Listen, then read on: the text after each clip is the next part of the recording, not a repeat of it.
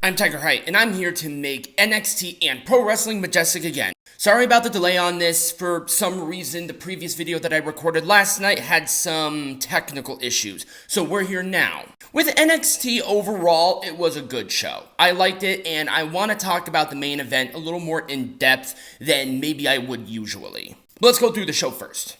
Up first, we had Carmelo Hayes and Trick Williams kicking off the show and talking about the NXT Championship situation with Ilya Dragunov. Since Dragunov is the number one contender, he comes out, they have a decent back and forth, and then there was a bit of a brawl. Once again, this is good. High energy, lots of stuff, and I think them introducing the show with it is actually putting it in a good spot, because this is when a lot of people from the previous show lay over. So this was actually okay, and I'll give it an Orange Cassidy thumbs up. It probably could have been done better, but it is what it is. This is where we are.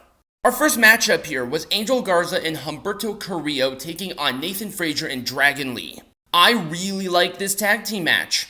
And they're still putting the Heritage Cup on a pedestal, literally and figuratively, which I think is okay. There was some nice back and forth action here. I really liked the fact that it's no longer Los Lotharios. It's not just Humberto and Angel anymore. It's full name, take that thing out. It was essentially a destino for Dragon Lee and Nathan Frazier to win. I liked the match, but here's one thing that I did not like. They're teasing the separation of Angel Garza and Humberto Carrillo. I don't like that. They're a good tag team. I think if they were booked a little bit better within the context of main roster, they probably would have gone a lot farther, but it is what it is. I don't like the tease. I think they should wait a little bit if they want to do it. Maybe involve the Heritage Cup somewhere within these four, because all four of them are good wrestlers, clearly. And I like the match. I'll still give it a thumbs up despite the after the post-match everything.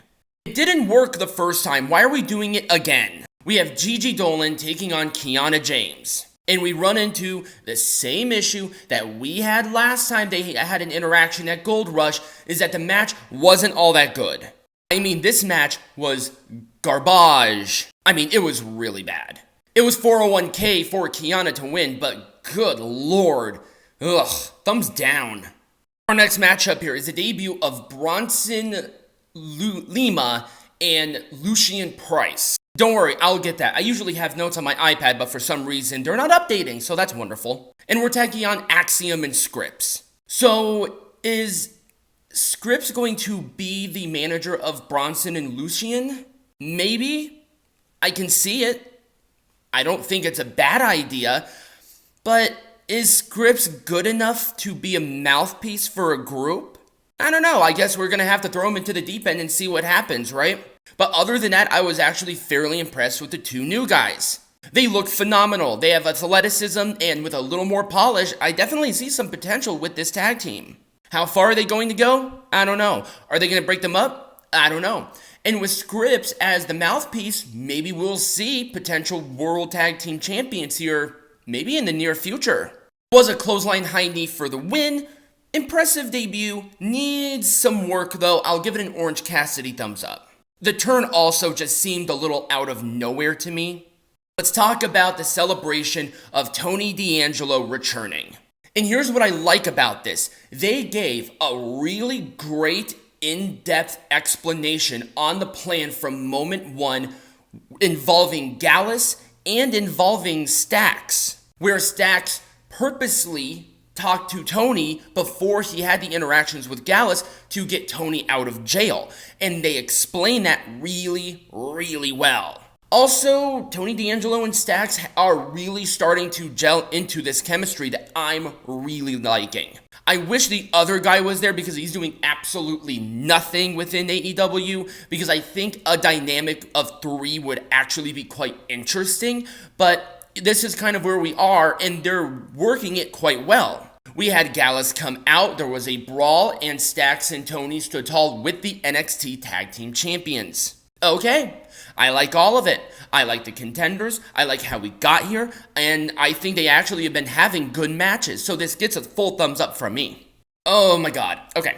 So it was Thea Hale and Elektra Lopez. So the whole rivalry in my eyes with Charlie Dempsey and Drew Gulak is over.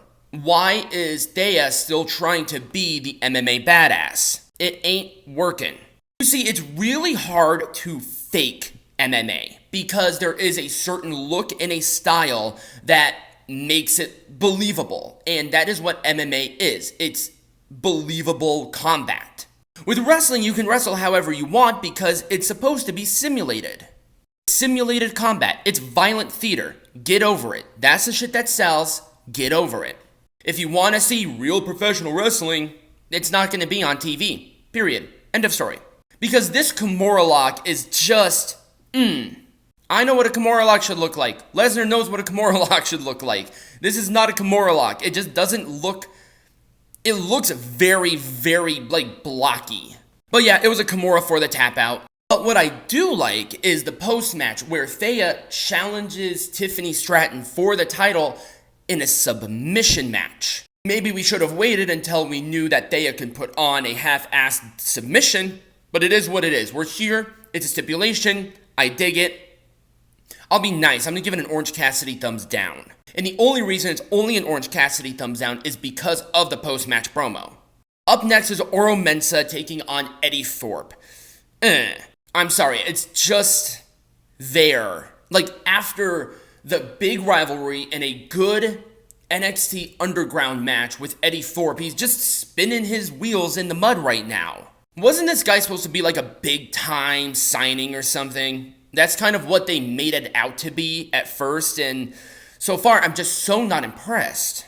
You would think a guy who was trained in the NJPW dojo system would actually be a little bit better than what he is. He's fine, he'd just be better at what he is. It looks like we're gonna have Dijak continue to waste his fucking time with now a rivalry with Eddy Thorpe. What are we doing there? What's Dijak doing right now? He has had pretty much great match after great match consistently since returning to NXT. He should be in a much better position than he is right now. Goddamn, have him attack Corbin and have that thing set up instead of rewriting Corbin for the umpteenth time. Anyway, it was a spinning heel kick for the win. I could not get invested into this match whatsoever. I'm still going to be nice. I'm going to give it an Orange Cassidy thumbs down. And we come to our main event. For the NXT North American Champion, we have Wesley defending against Dominik Mysterio. So, Dominik won. He is the NXT Champion, and this is why it's a great thing. Despite the botch, it happens. He probably should have laid back and done a back suplex instead of what he did. I have no clue what he was supposed to be doing there, but it did not look good. And yes, the cult of AEW have been on him like white on rice. So this is why Dominik winning this title is a good thing. Dominik is red. I'm not even red. White hot heel right now. And he needed a title. Judgment Day needed that legitimacy to forward push the group.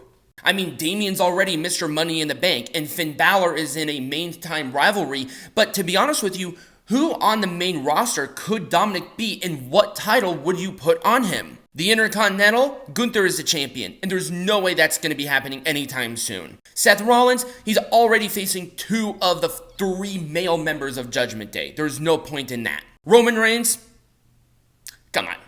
And here's what's going to happen. Dominik gets a champion, his first singles champion in his career. Great. North American champion on main roster Raw, which gets almost 2 million views. Great. And now you have something to set up for Great American Bash. Great. All of it is great. Wesley was a great champion, don't get me wrong, but I think Dominik is going to put this title on a totally different level. Dominik didn't even win clean with a move. It was a belt shot by Rhea for Dominik to win. Awesome. It was a good match despite the botch. Dominik winning the champion was a good call overall. It was much better than when Dolph Ziggler got the NXT champion for no reason. There was a reason here. And all of it gets a thumbs up. But let me know what your thoughts were of NXT. Comment down below either on YouTube or on TikTok. Subscribe or follow the channel depending on where you're watching this. And become a patron. There's links in the bio or in the description on all of the social medias and the Patreon, and get some hats. And as always, be majestic.